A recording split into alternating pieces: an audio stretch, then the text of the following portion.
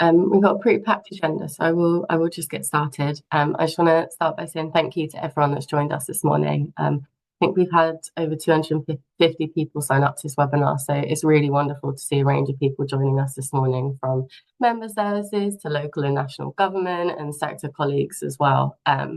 My name's Hannah. I am Evaluation Impact Manager here at Women's Aid. And just to do a bit of housekeeping on this webinar to begin with, we will be recording this session and sharing the slides as well. So you'll be seeing that in a follow-up email from us. There is also a Q&A session at the end of today. So if you do have any questions, there should be a Q&A box at the bottom for you guys to share any questions that you might have that come up throughout today's presentation. We brought you all together here today to talk about two reports we published earlier in the year. So the first one is our Nowhere to Turn report, which is an evaluation of our No Woman Turned Away project. And that will be presented to us by my colleague Jess. We also have a secondary report called From Safety to Stability, which looks at access to move on accommodation after refuge. And my colleague Emma will be presenting the findings from that. When we were doing this research, we saw a common theme coming out of both these reports, and that was around the inconsistent application of statutory guidance when it comes to survivors and housing. We saw throughout both these reports that there were many impacts of this. So that included this being a barrier for survivors either looking to flee an abusive relationship or to move on after support from refuge services. So what we wanted to do here today was kind of explore those impacts in a little bit more detail. So as well as looking at those two reports, we're going to hear from a No Woman Turned Away practitioner on how the No Woman Turned Away project supports survivors who have additional barriers to accessing safe accommodation. And then we'll also look at the recommendations from these reports and what needs to change to support survivors. And then we will hear from Isabella, our policy manager here at Women's Aid, and she will talk a little bit about what at Women's Aid we're looking to currently do to address what needs to change.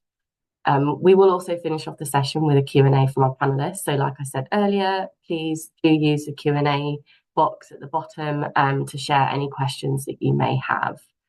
I am going to hand over to Mary to introduce the No Woman Turned Away project now.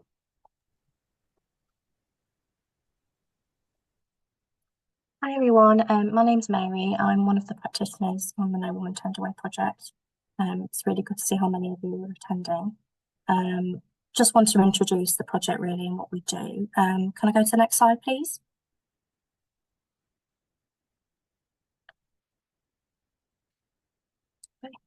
So we're part of the Women's Aid Policy and Survivor Services team. So we're funded by the Ministry of Housing, Communities and Local Government. It's been going since 2016. So there's 4 of us and there's also a senior as well. So the reason the project exists really is because of the insufficient refuge spaces, insufficient funding and the structural barriers that women face. So our service is around housing advocacy, so over the phone, and we can advocate with other professionals involved as well. Can I have the next slide, please? So it's just to give you an idea. Obviously, there might be other barriers as well that survivors face with accessing refuge or safe accommodation, but this is just an example of some of the barriers that we'd support around. So survivors of insecure immigration status, mental health support needs, substance abuse, fleeing with pets, ties to local area. But as you can see, there's so many barriers. And sometimes people present them more than one as well. People can have, multiple disadvantage. If they have lots of children, but also have mental health needs, also language barriers as well. Like some services might not have the resource for interpreting services. So lots of these barriers can overlap as well. Can I have the next slide, please? Okay, so really, there's just a limited number of refuge spaces. Survivors are often staying in refuges between 12 and 18 months now due to the lack of move-on accommodation. So from our perspective and from anyone working in domestic abuse, when you're looking for refuge vacancies, there are just generally less current vacancies that survivors that are currently fleeing can access. If a survivor is a wheelchair user as well, I find that there's no refuges really. If there's any that have an accessible room, often these are occupied, or in some cases it might be that the lift's broken. So normally a refuge that might have that access, the lift might be broken, and refuges are underfunded as they need more support as well. So that can also be an issue as well. People with mental health needs need self-contained accommodation, so they need their own space. As I'm sure most of you are aware, there's a very limited number of self-contained refuges.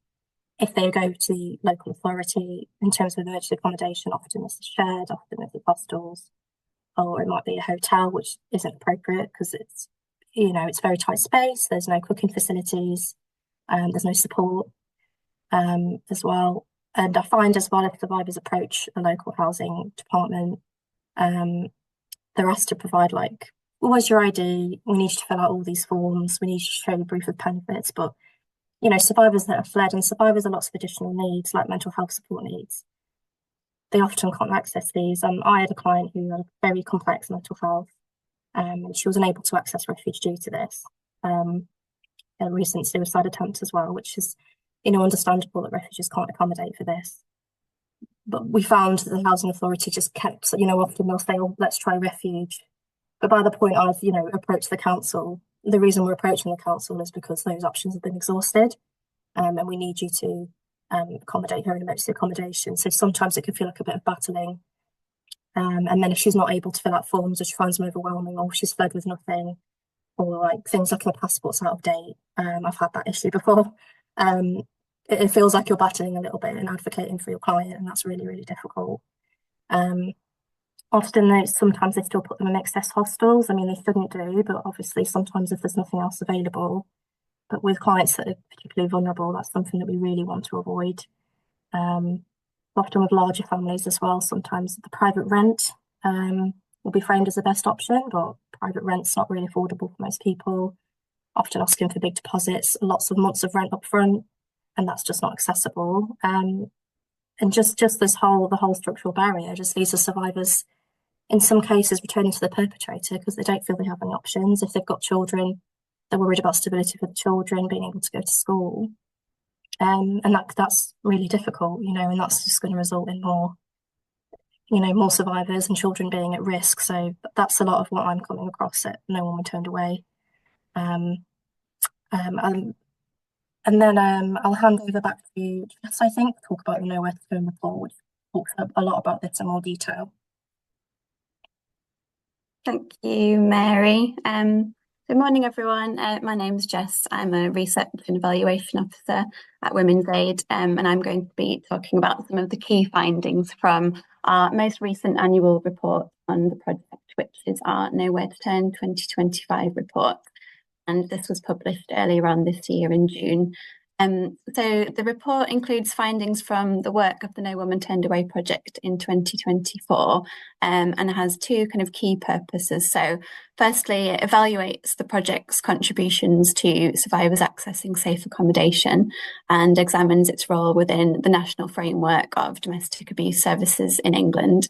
And secondly, it utilises these findings from the project to carry out research on the experiences of survivors with a range of support needs who are facing these additional structural barriers to accessing refuge and other accommodation as well.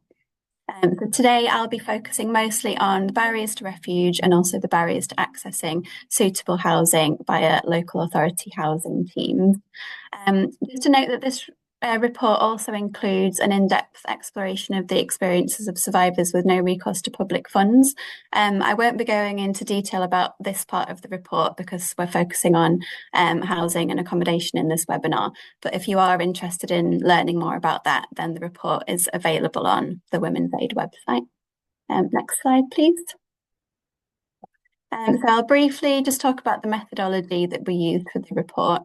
So we used quantitative data which was collected by the specialist practitioners and recorded in Women's Aid's case management and outcomes measurement system on track.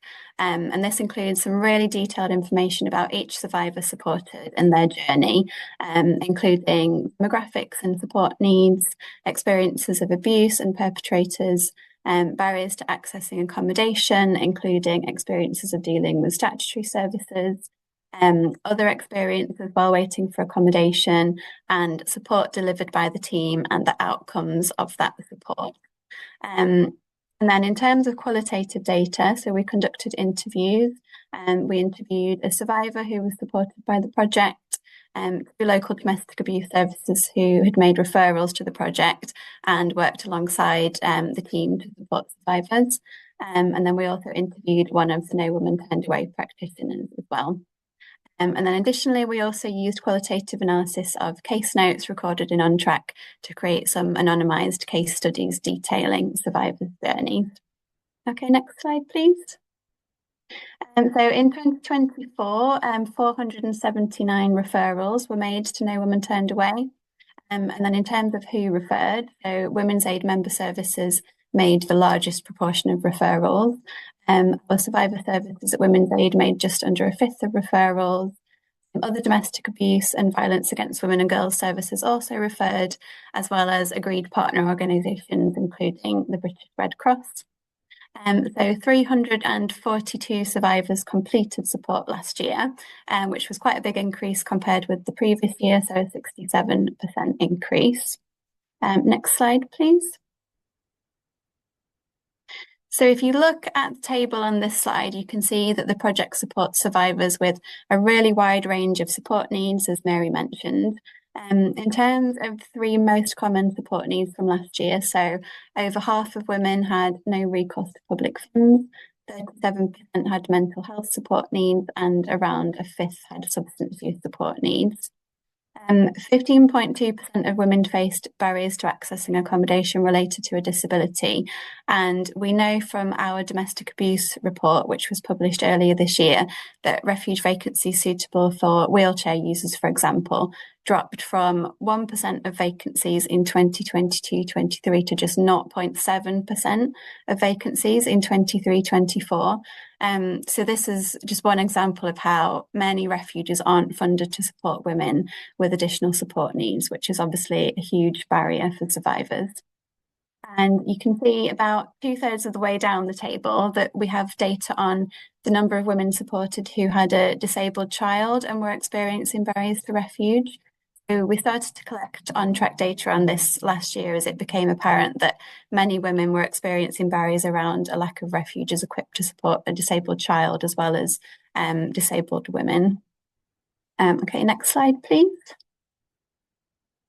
So the practitioners search for refuge vacancies using Routes to Support, which is the UK-wide Violence Against Women and Girls Directory of Services and Refuge Vacancies. And I just want to highlight a couple of stats from the report really show the struggle in trying to find vacancies that are equipped to support survivors with additional needs. So 23.7% of women supported last year.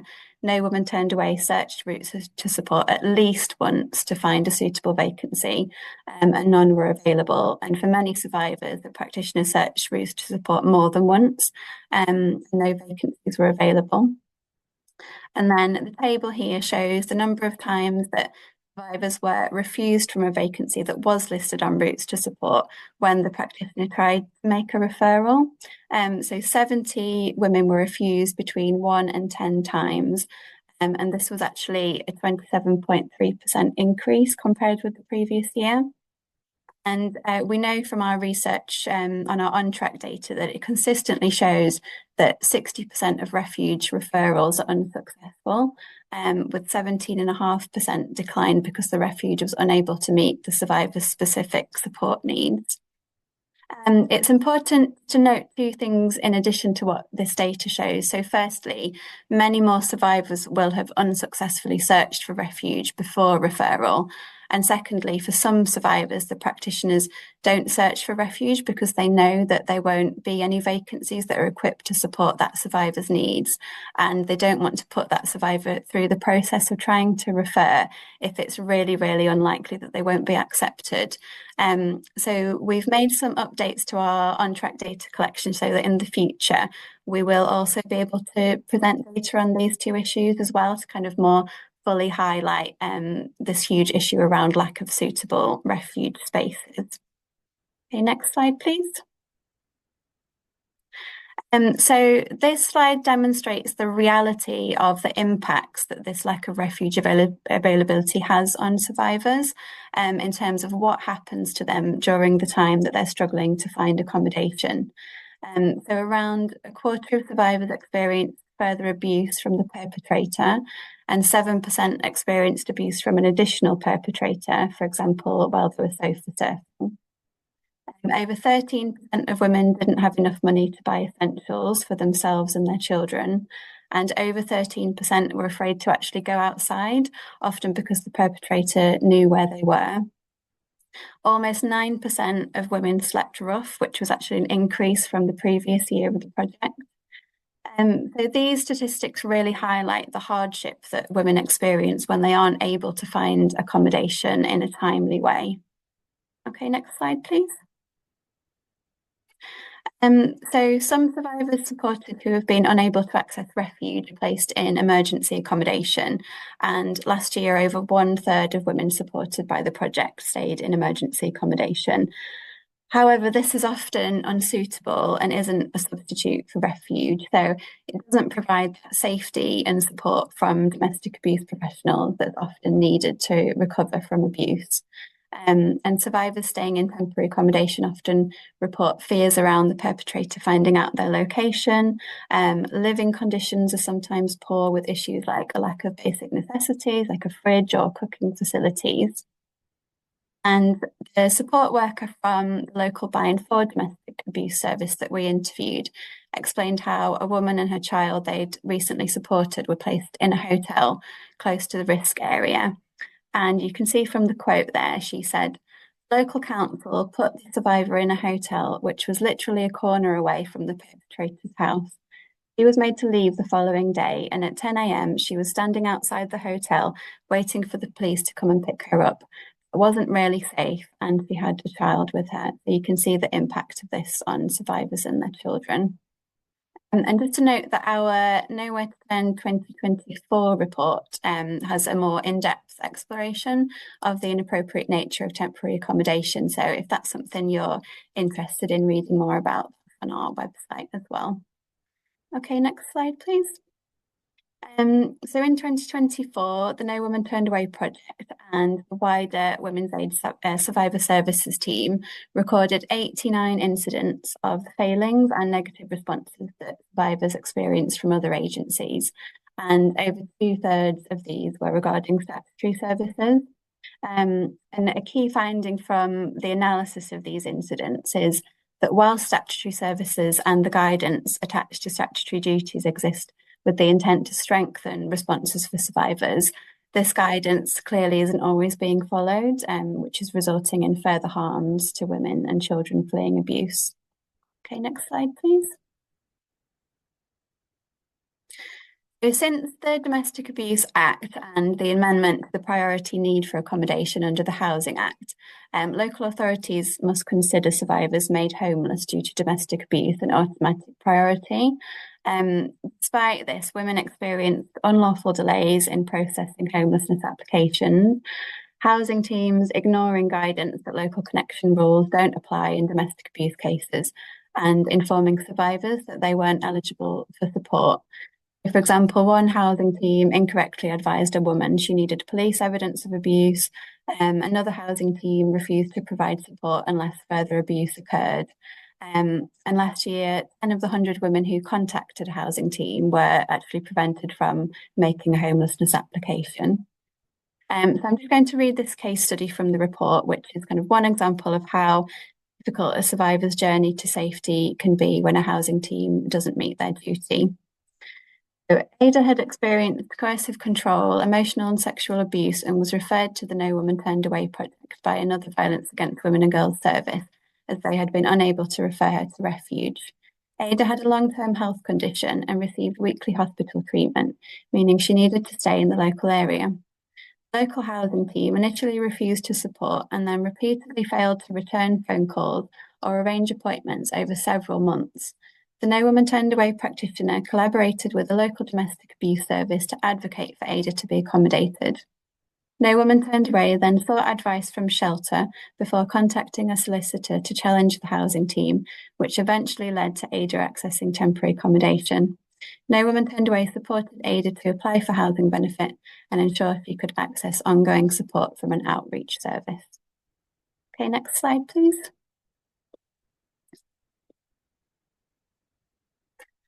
So this table here goes right back to when the project was set up in 2016 and shows the number of survivors who engaged with the local housing team, and of those, the percentage of survivors where the housing team prevented the survivor from making a homelessness application. So the percentages have gone up and down a bit over the years, but this is just really to show that this is a consistent problem, and it's not something new. Okay, next slide, please. So all three domestic abuse workers that we interviewed for the report told us that responses from statutory services in different local authorities can vary significantly. So there's a really big issue with lack of consistency in how the statutory duty is being implemented. They said that from their experience, the main reason for these failings seems to be inadequate training and lack of resources. So you can see from the quote there that the No Woman Turned Away practitioner explained, some workers have not received the training they need and may disregard the complexity of the case or the needs of the woman. I think that initial training for housing officers and social workers would be very, very beneficial. I honestly feel half the time it's just that the worker doesn't understand the risks or doesn't really understand that domestic abuse may not only be physical.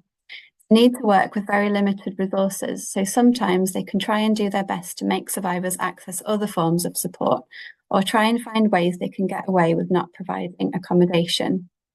And because No Woman Turned Away is a national project and it's not reliant on the local authority for commissioning, for example, means that the practitioners are able to really challenge local authorities without having to kind of consider the risks around compromising those local relationships.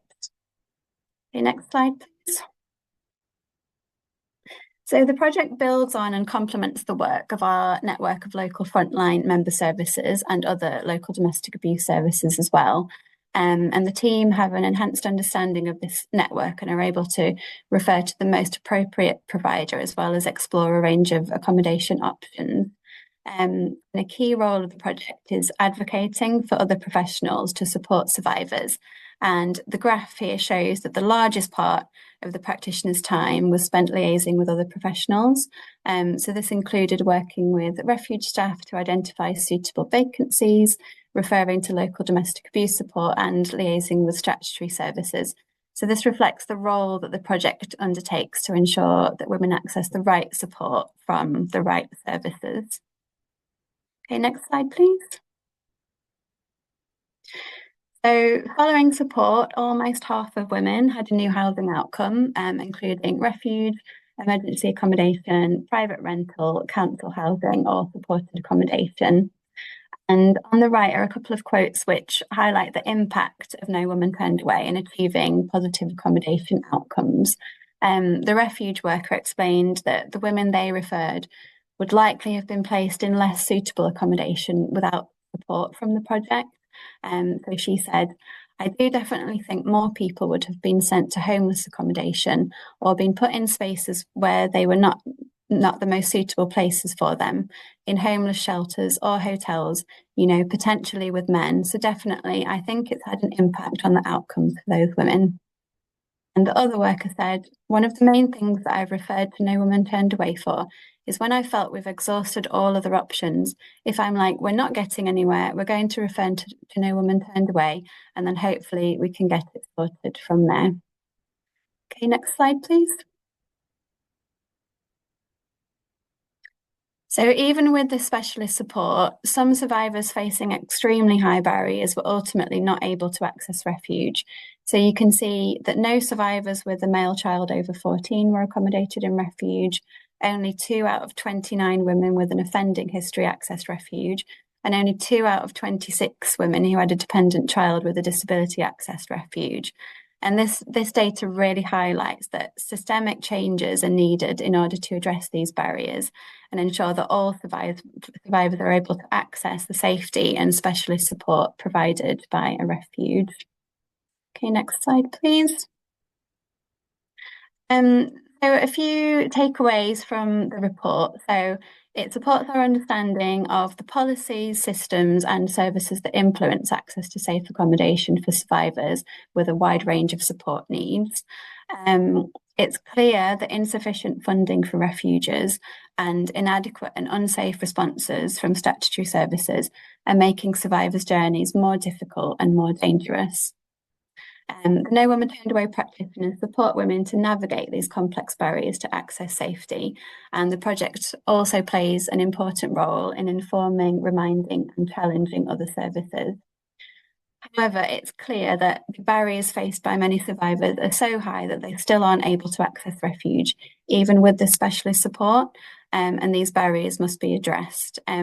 Towards the end of the webinar, Emma and I will talk more specifically about what needs to happen to address these barriers. Okay, I'm now going to hand back to Mary to talk about some practical tips for supporting survivors and how to make a referral to the project. Thank you so much for that, Jess. So I thought it would be useful to talk about some practical tips for addressing barriers when you are dealing with local authority housing teams. So what we would tend to do is we remind them of their statutory duty. It's a really good way is to quote some of the laws. So I tend to use the Homelessness Code of Guidance. Obviously we're showing these slides, but you can find it on the government website. So there's lots of things in there. So sort of things I talked about earlier about people asking for ID and all these documents before they'll even offer any interim accommodation. There's quotes in there about challenging that. You know, they shouldn't be using a blanket approach when dealing with survivors of domestic abuse. They're approaching over housing. So there's lots of really useful quotes in there about priority need to really push that with them. We do acknowledge as well it can feel like there's still a bit of a postcode lottery. So there are, if you like, some local authority housing teams that might be more resistant to this advocacy than others, might need a bit more pushing and reminding of their duty. If you're finding that you're not going anywhere and you can consider getting a community care solicitor, obviously the survivor would need to be eligible for legal aid. In those cases, I would always recommend contacting Law Stop. They're really good with this kind of thing. So community care with local housing teams, they're really good and they're quite quick to pick up cases as well. So that would be about, you know, they'd send like a pre-action letter, but from a legal perspective, and that could sometimes be enough to, you know, make them take action really and meet their duty of care.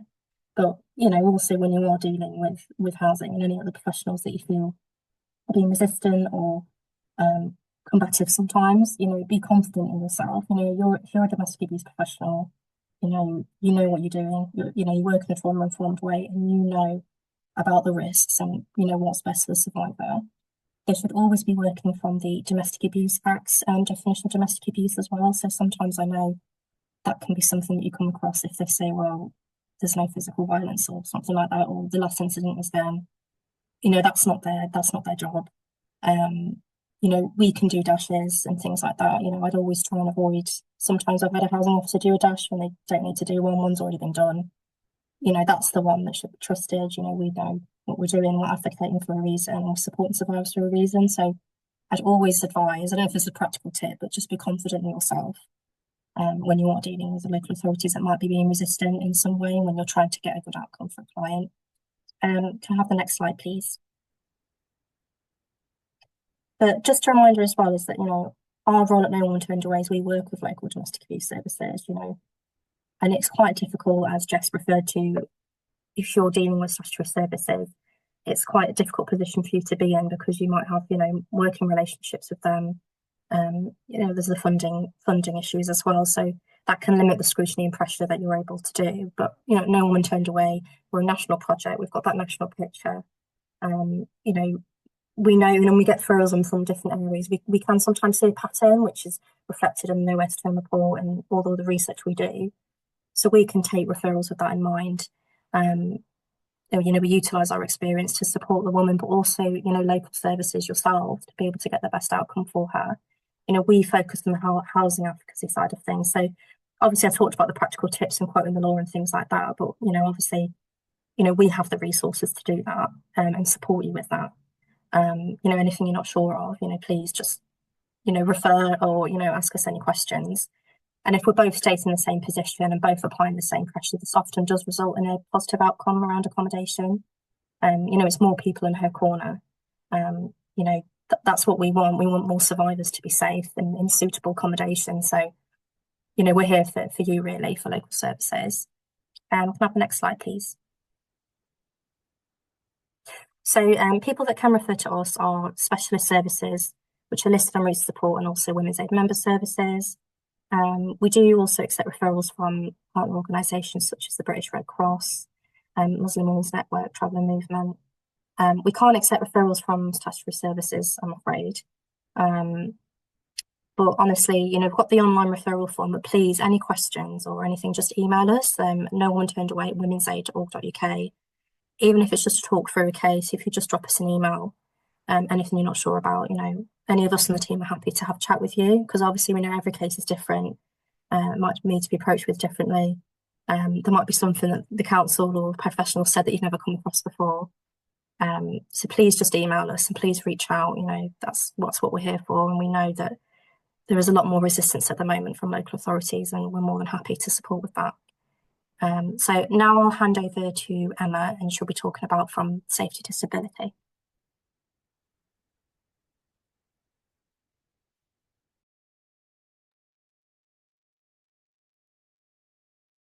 Thanks very much, Mary, for that. Thank you. So yeah, for the rest of the for the next part of the presentation, I'm going to be talking through key findings from our From Safety to Stability report, which explores what the current move on process looks like for survivors who are leaving refuge. And we're going to particularly focus on how the move on process is shaped by the implementation of the legal rights of survivors by local authorities. And this research came as a response from hearing from our member services that move on was becoming a particular issue for them, and it's a robust evidence base for how access to move on is impacting refuge services and outlines key recommendations for policymakers and local authorities. Next slide, please. So in the report, we use data from two sources. The first one is from our On-Track national data set. And the Women's Aid On-Track national data set is an anonymised administrative data set held by the research team at Women's Aid, which contains data from frontline services who use the Oasis On-Track case management system and consent to share their data with us. So On-Track is a free additional module that can be enabled on the Oasis DA case management system, and it gives services access to a series of outcomes measurements tools based on Women's Aid's outcomes framework. And where services and survivors consent, the data collected through the system feeds into an anonymised data set. The dataset is now the largest dataset in England on the experiences of survivors of domestic abuse and contains information on over 200,000 survivors. And it is a key part of the sector's evidence-based and is used by Women's Aid in our campaigning, policy and research work. In the From Safety to Stability report, we looked at data from 34 refuge services across England who've contributed to the On-Track national data set since 2017, so we can look at how service use has changed over time. And in the sample, we looked at stays in refuge for over 5,000 survivors who stayed in refuge between the 1st of April 2018 and the 31st of March 2024. And we focused our analysis on those residents who completed their programme of support in refuge and had a planned exit from the service. And we saw that 86.2% of these residents were rehoused as part of their support. And then in the second part of the report, we built on findings from the On-Track analysis with interviews with 7 refuge workers from these refuge services. Next slide, please. So in the first part of the report, we looked at how the length of time residents spend in refuge has changed over the past 5 years to understand how the move on process has impacted them and refuge services. So as we can see in this graph, that over the past 5 years, there has been an overall increase in the average length of time that survivors spend in refuge. The increase has been around 51.7 days or 1.7 months. bringing the average length of stay in 2023 to 2024 to 220.9 days or 7.3 months. And we can see that visible decrease in the number of residents who have been able to be supported within a few weeks, and an increase in those for staying in refuge for over a year. We explore in the report, we sort of explore changes in the length of stay by looking at the averages, and these sort of seem like smaller changes over time. And obviously this is looking at the national picture. They don't seem like huge increases, but for services on the ground with limited bed spaces and survivors who are trying to access these services in emergency, these sort of increases of a few months will be felt considerably. Next slide, please. We also explored the on-track data to see how the types of move-on accommodation that survivors, survivors access has changed over the past 5 years. And we saw that the proportion of those moving into the private rented sector has decreased significantly. So this more than halved over the past 5 years. And at the same time, the proportion moving into social housing and temporary accommodation increased. So now just under 50% of survivors will move into social housing and just under 20% will move into temporary accommodation. Next slide, please. And we also looked at how the average length of stay was different between survivors who access different types of move-on accommodation.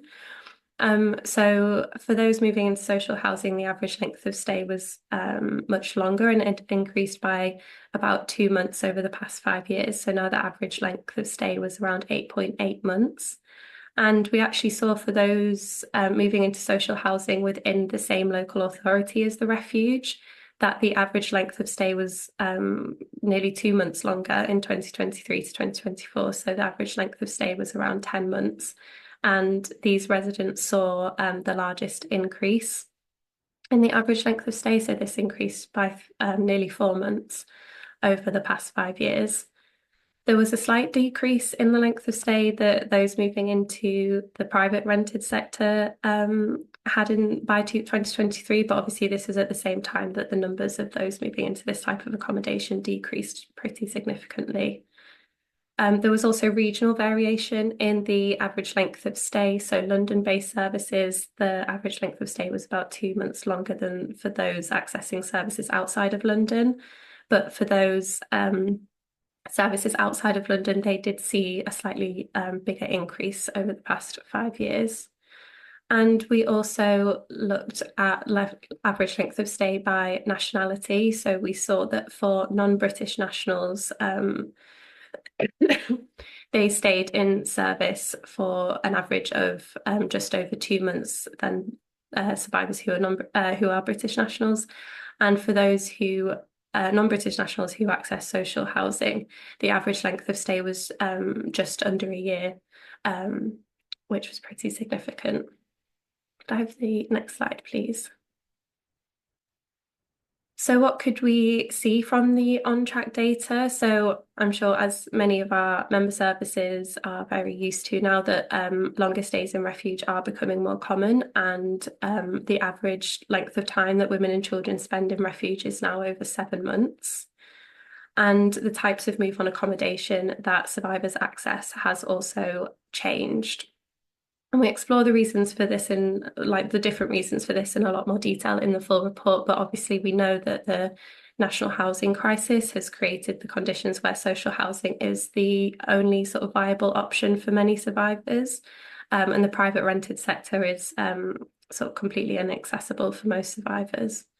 So we are seeing that delayed access to social housing is driving the increase in the length of time survivors spend in refuge, and this is disproportionately impacting survivors with additional support needs, particularly those with immigration support needs. And as the quote suggests, we sort of know that move on has been an issue for longer than the 5 years that we've been able to analyse within the on-track data, but even sort of being able to evidence the changes that have happened in this shorter amount of time is pretty significant. And it is showing how sort of the current state of the move on process is becoming unsustainable for refuge services.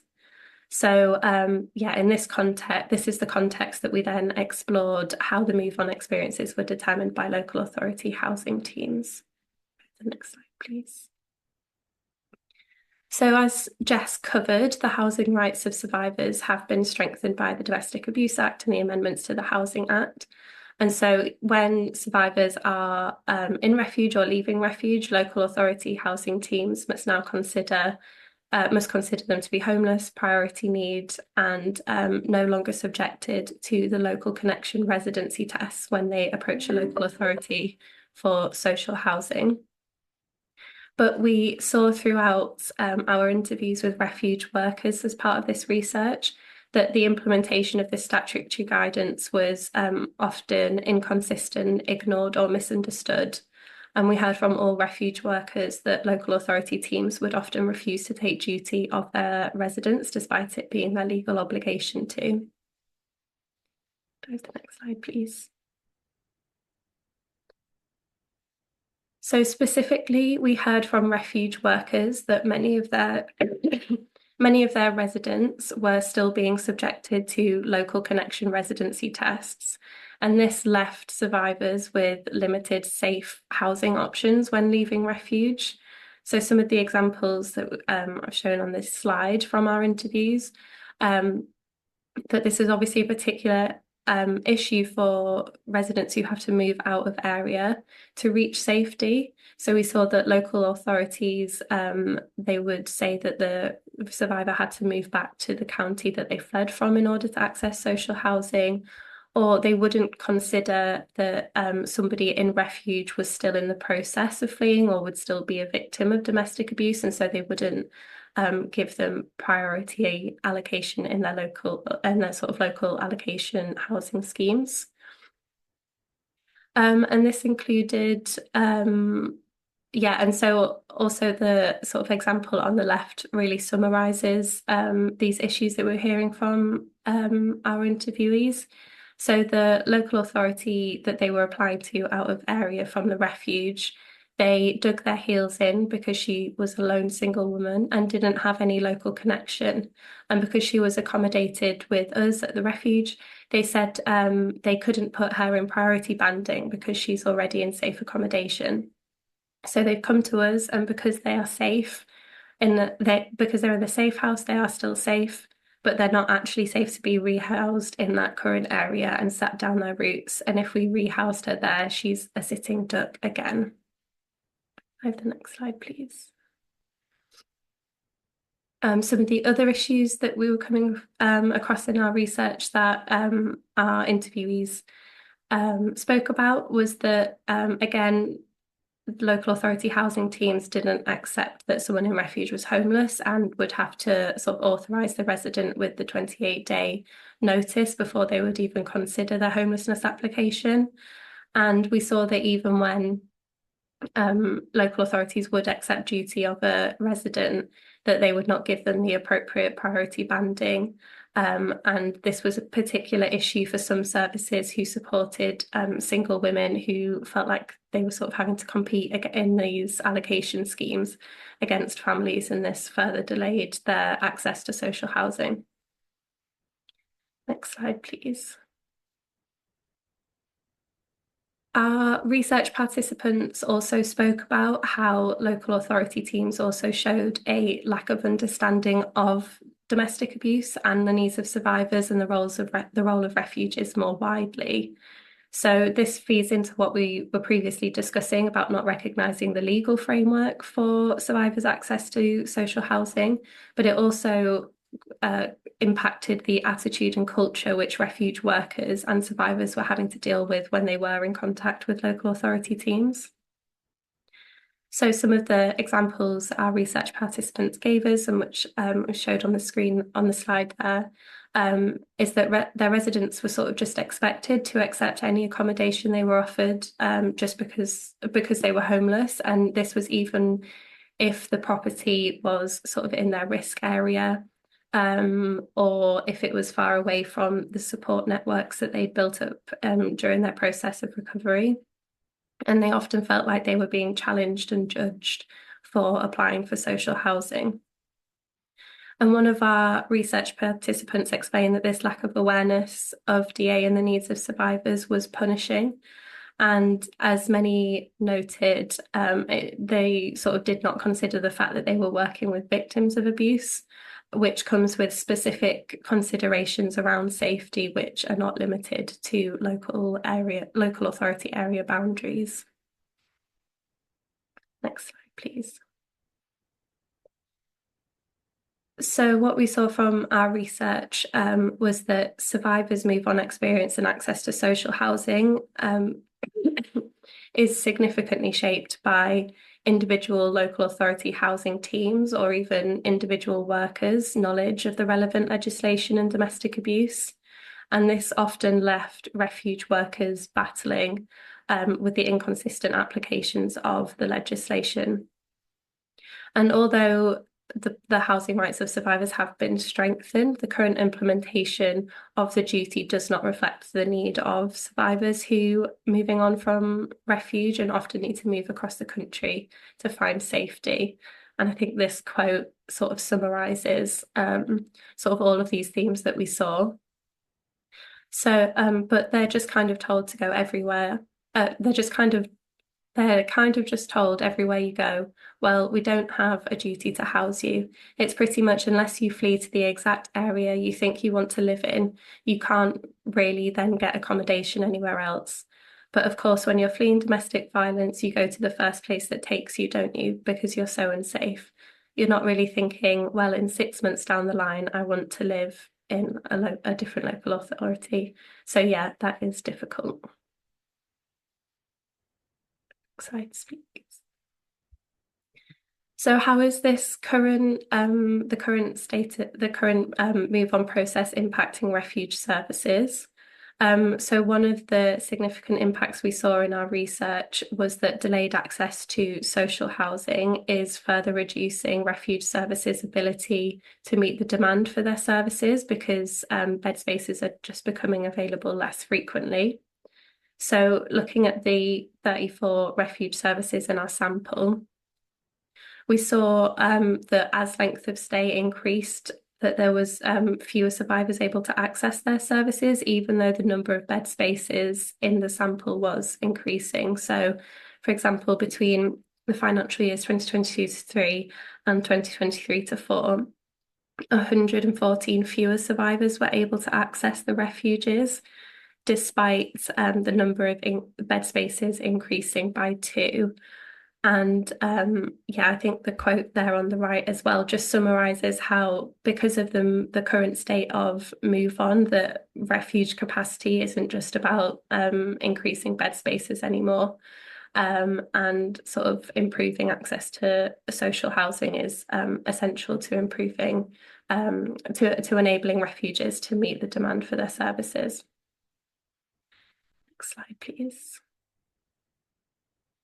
Through our interviews, we also sort of saw 3 main themes about the impacts of the move on process on refuge services.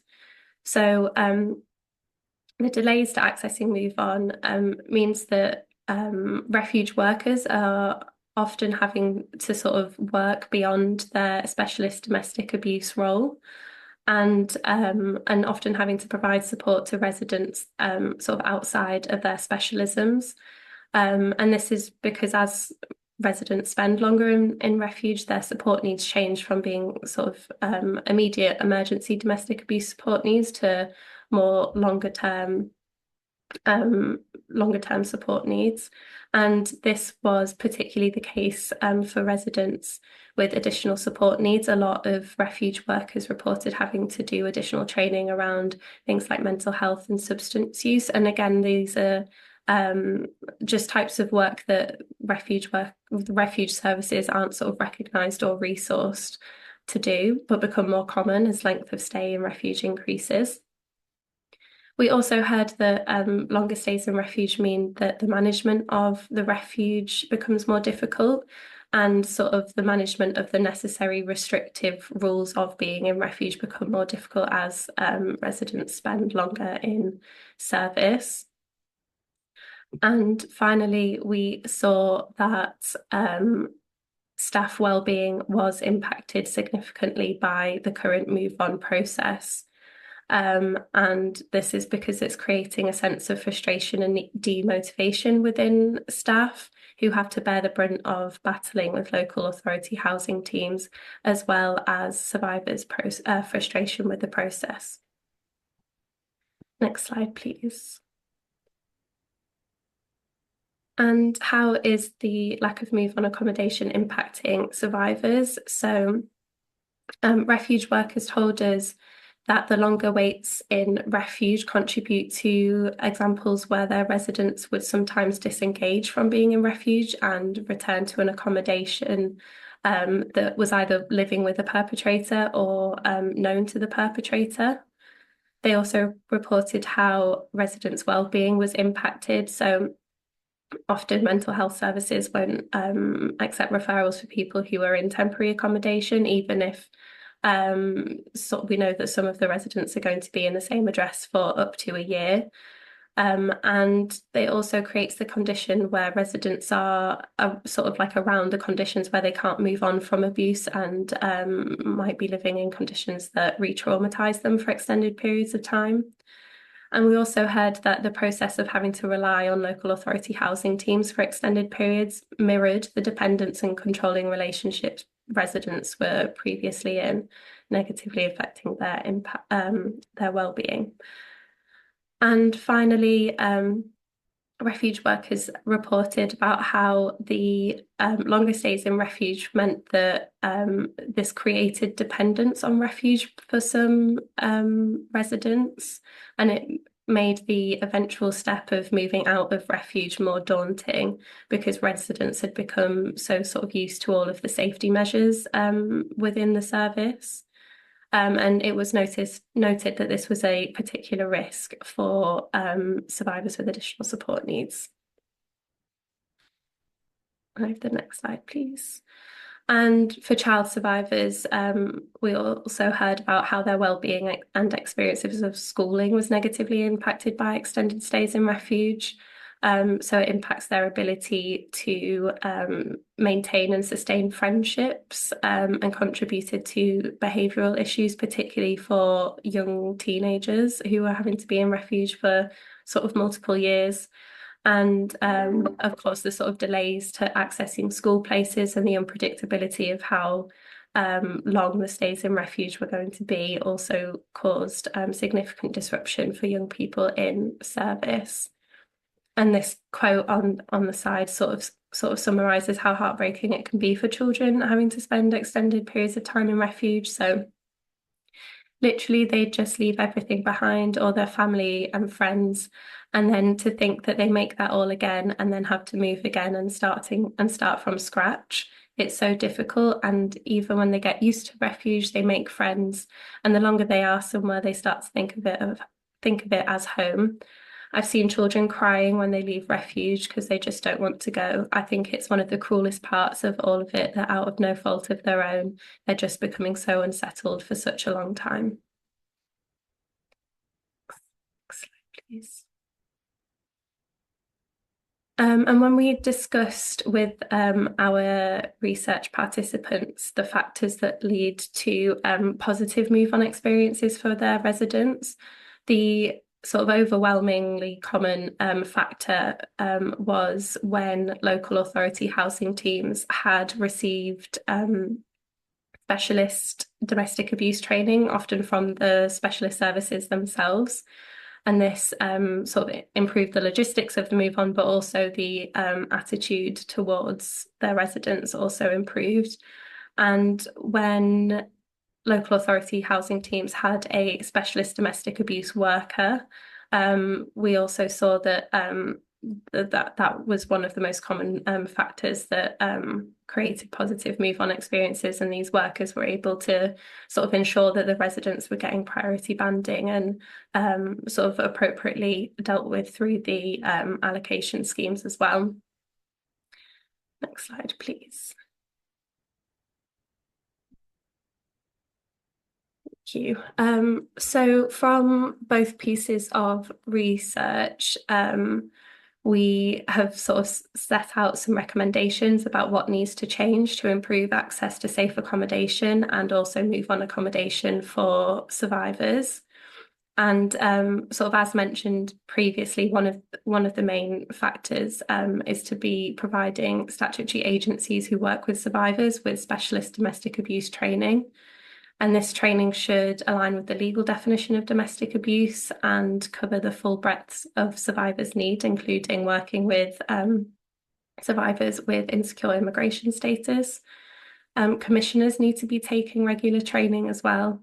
And training for local authority housing teams should include education around domestic abuse and the statutory guidance, and also how and when to refer to local domestic abuse support services to foster positive collaboration and protocols between the domestic abuse providers and local authority housing teams.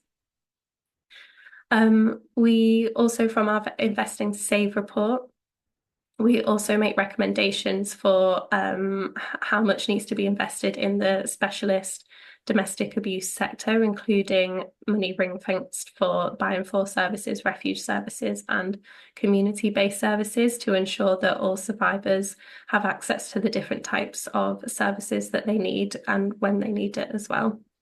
I'll take it to Jess now. Thanks, Emma. So the last part's of kind of what needed to change. So improve refugee residents' access to all forms of accessible, affordable and secure housing. So including new measures are needed to adopt the whole housing approach to housing, including improving access to the private rental sector and the welfare security system. And where it's safe to do so, survivors should also be supported to stay in their own homes and remove perpetrators from private or joint tenancies.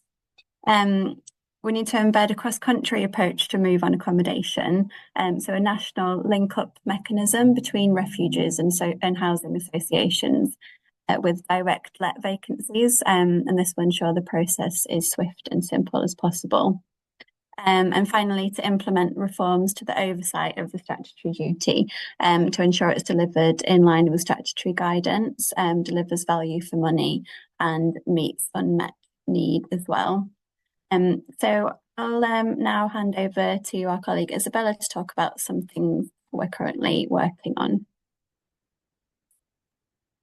Hello, thanks very much, Jess. So I'm just going to give a bit of an overview of what we're working on in the policy team in relation to housing. So a fair amount of our efforts at the moment are focused on the Supported Housing Regulatory Oversight Act, which came in 2023. And some of you here will know that the purpose of that was to kind of regulate rogue providers. To some extent, it was in response to a really sharp increase in nefarious providers of supported housing during COVID. And that's because there's quite a lot of emergency funding made available for supported housing providers.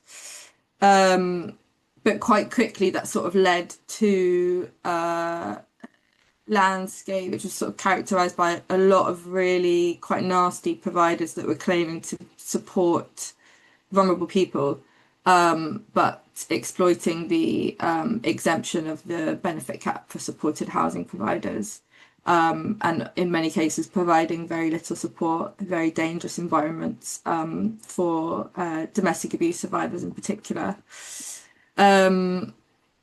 So we're broadly really supportive of the legislation. It's going to regulate a system which was not regulated, and it's very much overdue, but we do have sort of some concerns about the licensing regime which is being introduced through the legislation. And that's, I guess, primarily because specialist domestic abuse refuges are very unique. They operate in a very unique environment. They only represent 1% of the entire supported housing sector. And I guess as such, it's really important that the licensing regime takes that into account and accommodates their needs. So one example of that is in the proposed national standards under the licensing regime, there's a principle around local connection. and obviously that bears very little relevance to domestic abuse refuges because they support survivors that are often fleeing across local authority boundaries. So yeah, it's really important that the regime which all supported housing providers will require in order to operate and not be breaking the law, it's important that it really takes into account the kind of unique and very specific work that refuges do when compared to other supported housing providers. Another sort of key concern is that I guess the regime gives councils more discretion to sort of determine whether a refuge is of a certain quality, which again we have concerns about. In large part, I think that's because at the moment we're sort of in a position where councils are incentivized to reject licensing applications for providers that aren't registered social landlords. And that's because councils can only claim back 100% of the costs of their housing benefit costs if where there's an exemption if a provider is a registered social landlord. And the vast majority of refuges aren't registered providers. So there is an incentive there for applications made for the licensing to be rejected if you are a specialist refuge provider. So we have concerns there and sort of working to really make sure that the final version of the licensing regime accommodates refuges, and also working with sort of gearing up to work with councils to make sure that they understand that really specific context that refuges work in. And more broadly, we're also seeing, I think, off the back of this work, an increase in problems and kind of confusion around housing benefit claims, also council tax as well. So sort of working to ensure that local areas understand the key definitions, and really importantly understand that refuges are by law a form of exempt accommodation. It shouldn't really be controversial for refuges to rely on enhanced housing benefit. It is how they survive in order to support survivors. So yeah, sort of supporting the LGA and local areas to understand that. And then beyond the Act, we are continuing to influence both locally and nationally on housing access. So I'm sure it has been mentioned, but under the Domestic Abuse Act, priority need was extended and local connection tests were banned for survivors, which was obviously really significant, but we are still seeing a fair amount of variation across local councils in how those regulations are being kind of interpreted. And often survivors are having applications for social housing rejected because they're not from the local area. But also another really important trend is that sometimes refuges their contract is conditioned on their willingness to provide support exclusively to local residents, which is obviously really, really problematic. Puts providers in a really difficult position. But the vast majority of survivors flee from out of area, so it is really important that principle of local connection not applying to survivors of domestic abuse is understood and adhered to.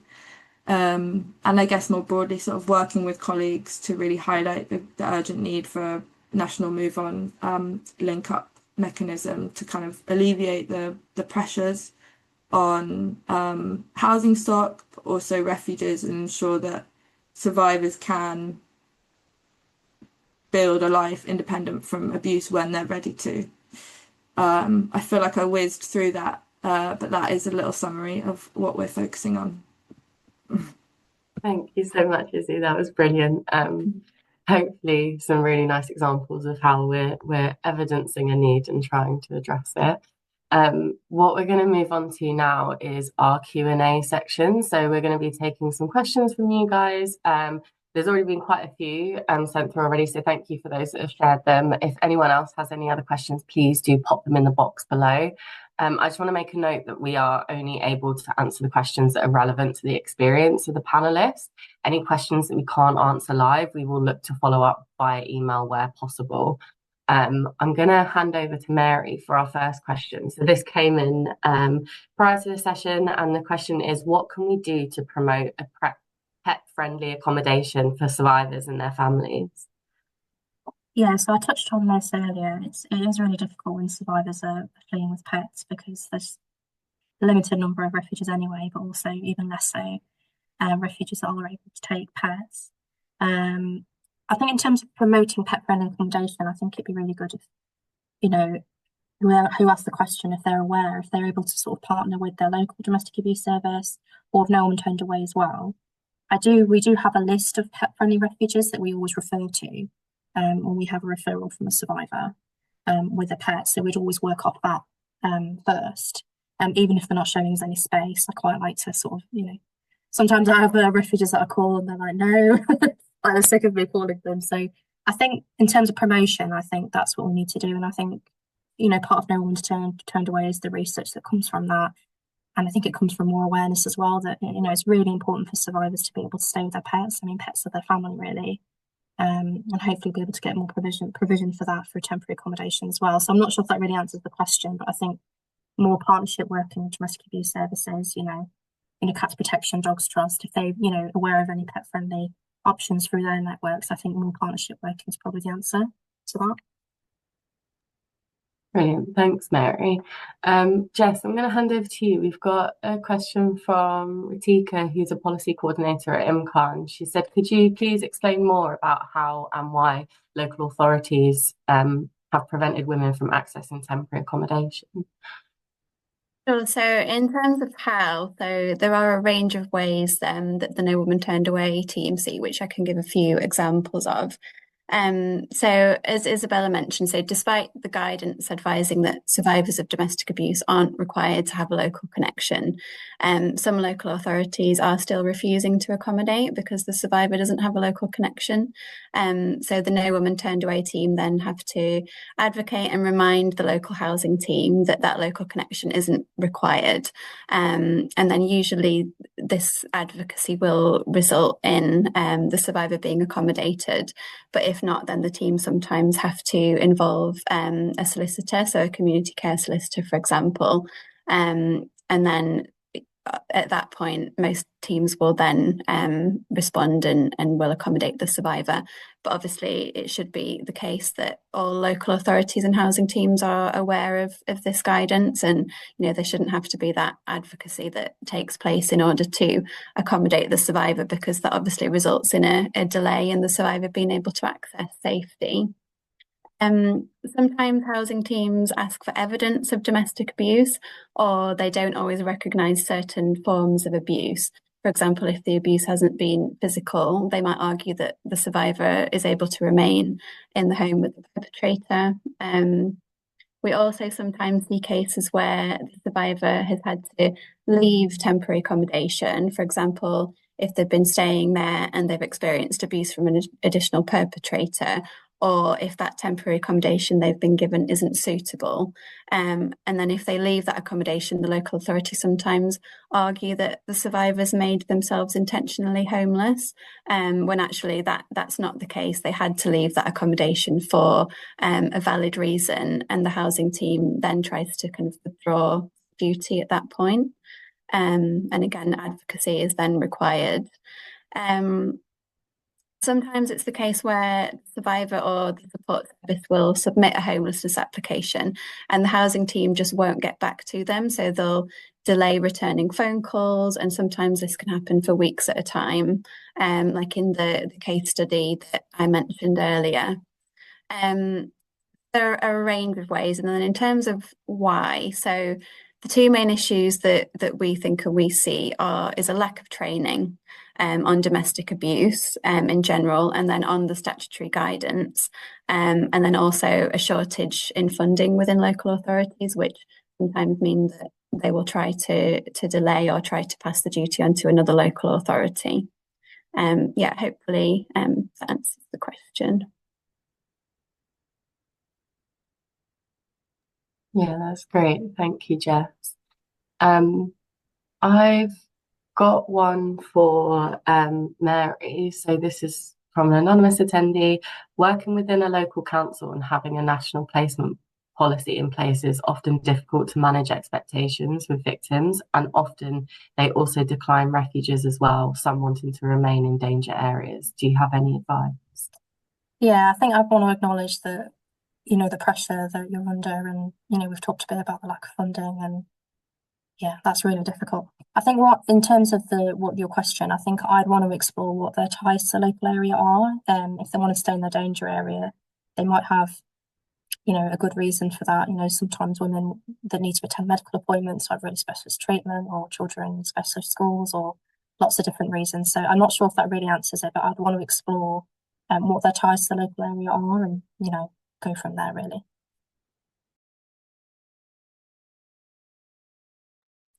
Great, thank you. Emma, I've got one for you, and maybe Jess as well. So, where you describe negative experiences with statutory services, is that gathered from the negative capture aspect of On Track?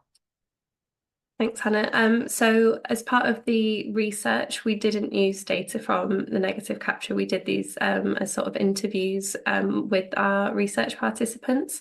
But we do know services who use the negative capture to record incidents with sort of local authority housing teams when they sort of aren't following the guidance appropriately and things like that, so that they've got a robust evidence base for sort of the gaps in the local authority housing team's provision.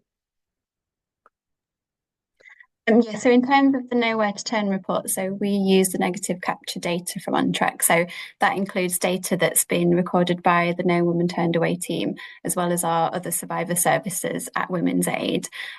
We also record some more detailed information on those negative captures within the custom data function in On Track as well.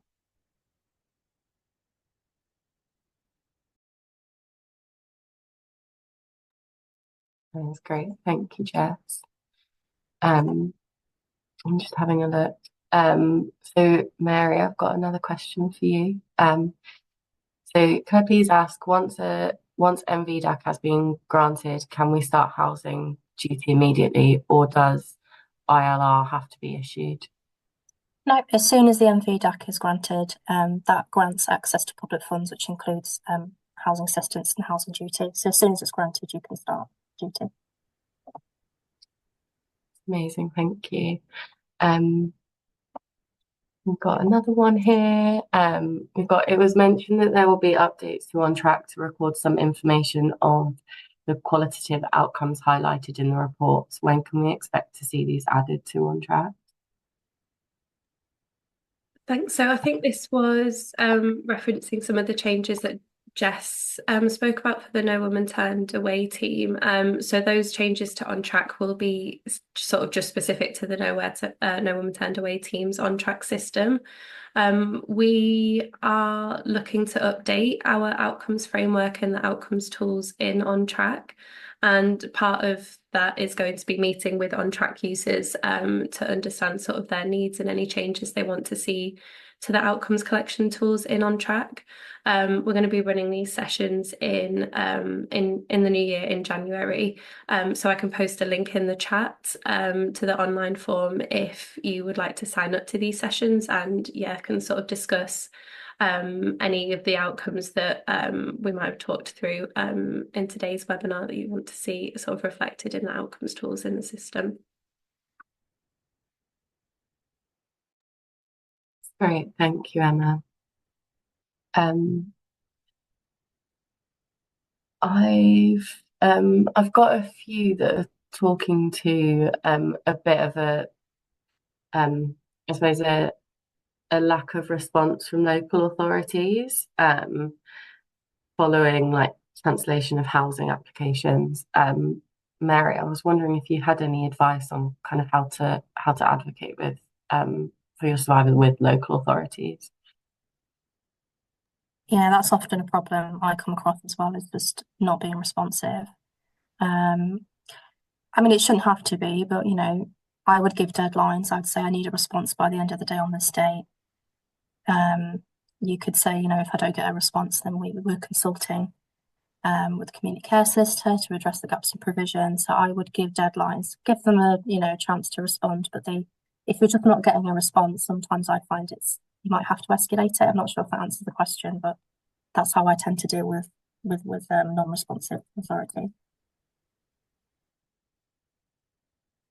That's brilliant. Thank you, Mary. Lots of the other questions, and I'm trying to sift through them here. Lots of the other questions that we're seeing coming through are actually people resonating with the findings that we're seeing from this report and the experience that you're sharing, Mary, around what you're seeing in your support work. I think it's something that a lot of people in this room are resonating with.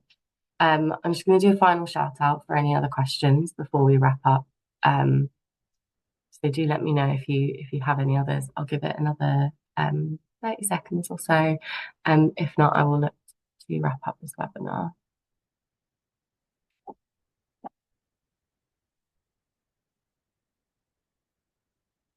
Okay, brilliant. Thank you, everyone. I am just going to share my screen quickly so you can hopefully see some useful links.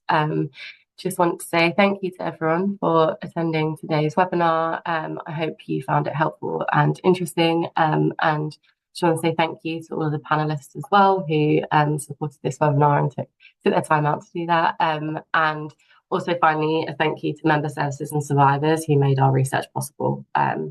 Really appreciate all the support that you give us. We shared some follow-up links in the chat, so hopefully you should be able to access any information you need on either of the reports or the No Woman Turned Away project or On Track. As I've mentioned before, we'll send a follow-up email with links to these reports and others included in the slides for recordings. The final thing that I'd like to say is when we close the webinar, there'll be a feedback questionnaire. If you are able to complete that, it will really help us. We do enjoy doing these sessions, but whatever we can do to make them as engaging and useful as possible is always useful to know. So yeah, thank you everyone for joining. And I'll end the webinar here. Thank you.